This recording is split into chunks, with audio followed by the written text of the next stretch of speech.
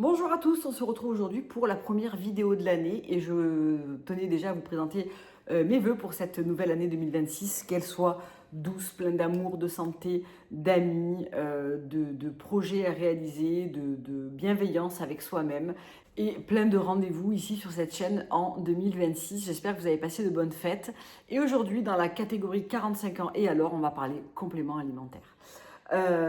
Dernièrement, j'ai fait un petit peu le tri dans ce que j'utilisais, notamment ce type de produit qui m'a beaucoup aidé durant ma transition sur la ménopause. Donc je pense qu'on peut officiellement dire que je suis en ménopause, puisque depuis le mois de décembre, ça fait 12 mois sans règles.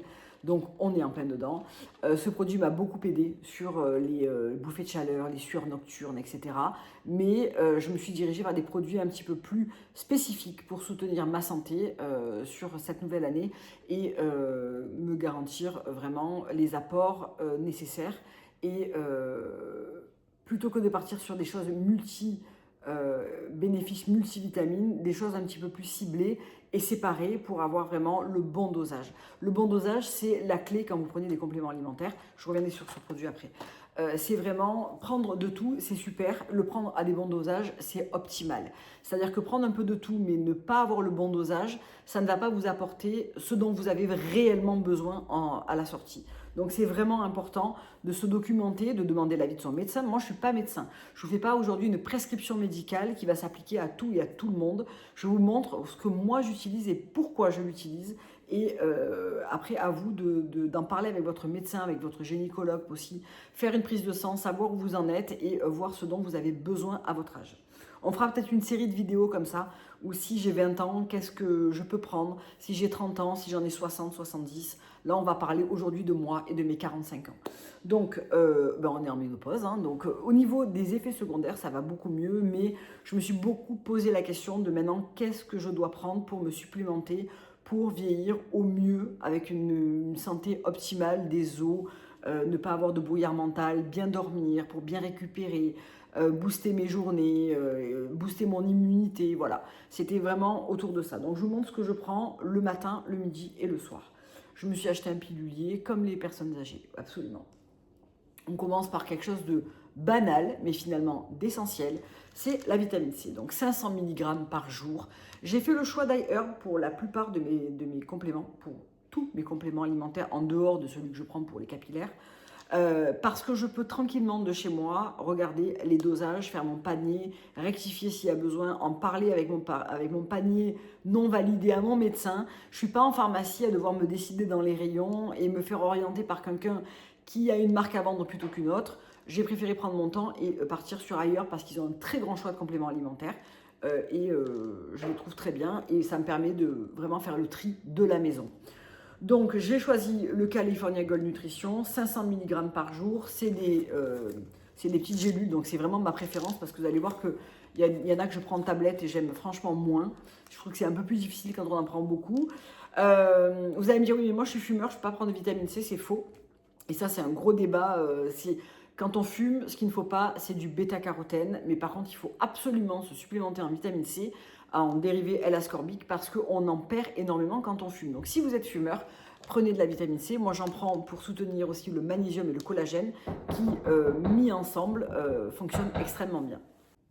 Voilà, désolé pour le petit bruit, les garçons sont rentrés. Donc je vous disais, 500 mg par prise et ça vient soutenir le collagène et le magnésium. Donc c'est vachement important de le prendre.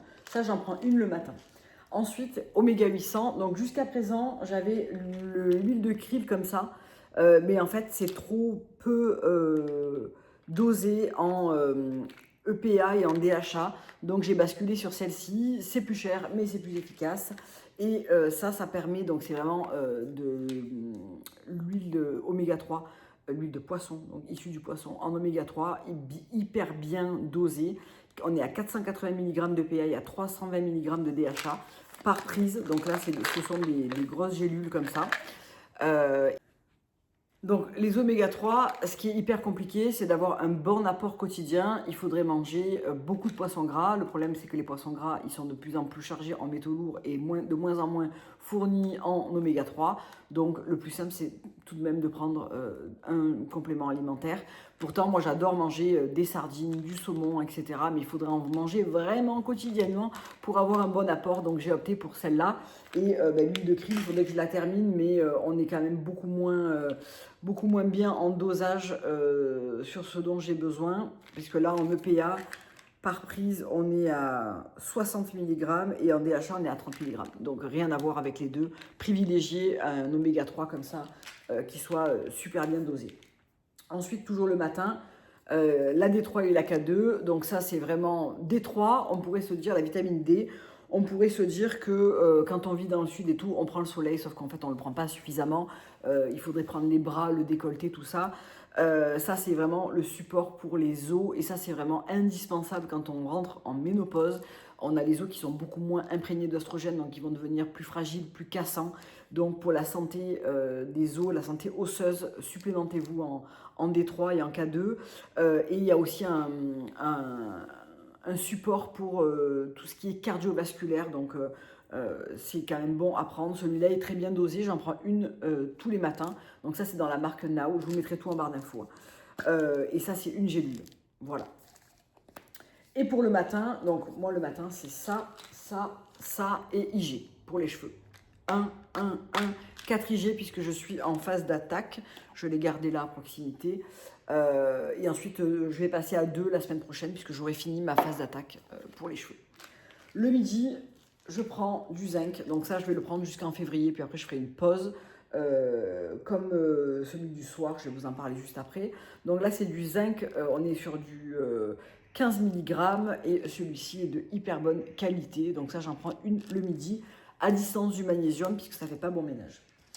Ensuite, le soir, je prends 2 produits. Je prends le magnésium et là, j'ai basculé. Jusqu'à présent, je prenais le triple complexe magnésium.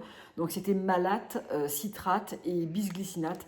Et en fait, le glycinate est beaucoup plus indiqué dans le cas des périménopause, ménopause, etc. Parce qu'en fait, ce qu'on veut là, c'est vraiment favoriser la détente, le sommeil, etc.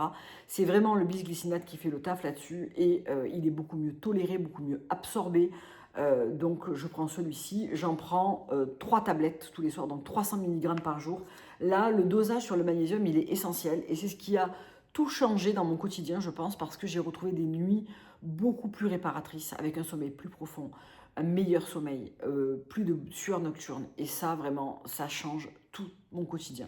Donc là, par contre, ça, j'aime moins parce que ce sont des tablettes. Alors, j'ai pas de mal à prendre des médicaments, mais elles sont quand même pas petites et il faut en prendre 3. Donc, voilà.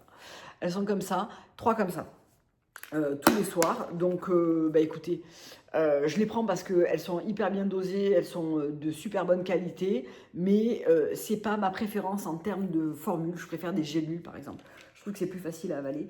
Et là aussi, jusqu'en février, je prends l'Ultimate Ashwagandha.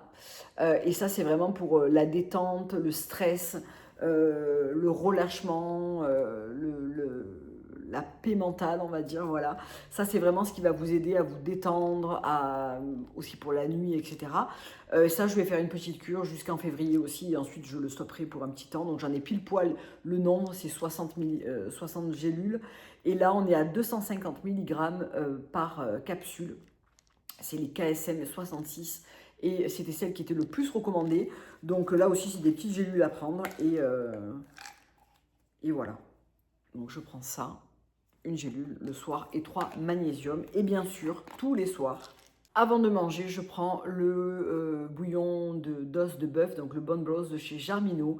Je vous le présente depuis un moment maintenant, mais vraiment c'est ma prise préférée en termes de collagène parce qu'il était au frais, donc j'ai du mal à l'ouvrir quand il est au frais. C'est vraiment ce que je préfère en termes de collagène parce que j'arrive pas à l'ouvrir, vous avez compris. C'est facile à boire, c'est réconfortant, c'est bon, c'est vraiment quelque chose que j'adore. Je cuisine aussi avec, donc ça ressemble à un miel liquide. Donc ça ressemble à ça. Il faut mélanger une grosse cuillère à café ou moi je fais une cuillère à thé pour être un petit peu plus haut en collagène dans une grande tasse d'eau chaude et vous le buvez comme un bouillon de bœuf, donc c'est plein de nutriments. Ils sont hyper pointilleux sur l'élevage des bêtes, etc. Donc vraiment, vous avez un produit qui est top premium à la sortie Et ça, c'est vraiment ma forme de collagène préférée. Donc ça, on le prend pour les os, les articulations, la peau, les cheveux. Enfin voilà, ça vient en complément de beaucoup d'autres choses et aussi d'une alimentation saine. De toute façon, dites-vous bien une chose, c'est que tous les compléments alimentaires ne remplaceront jamais une bonne hygiène de vie, boire beaucoup d'eau, manger correctement, équilibrer le plus souvent possible. Alors moi, je me suis beaucoup posé la question, mais si je mange équilibré tous les jours, des bons produits, beaucoup de fruits, de légumes, de protéines, de poissons gras et tout, est-ce que j'arrive à ne pas me supplémenter? Et la réponse c'est non, malheureusement. Parce que les sols sont de plus en plus appauvris, donc les légumes, les fruits sont de moins en moins chargés en vitamines. Les poissons sont de plus en plus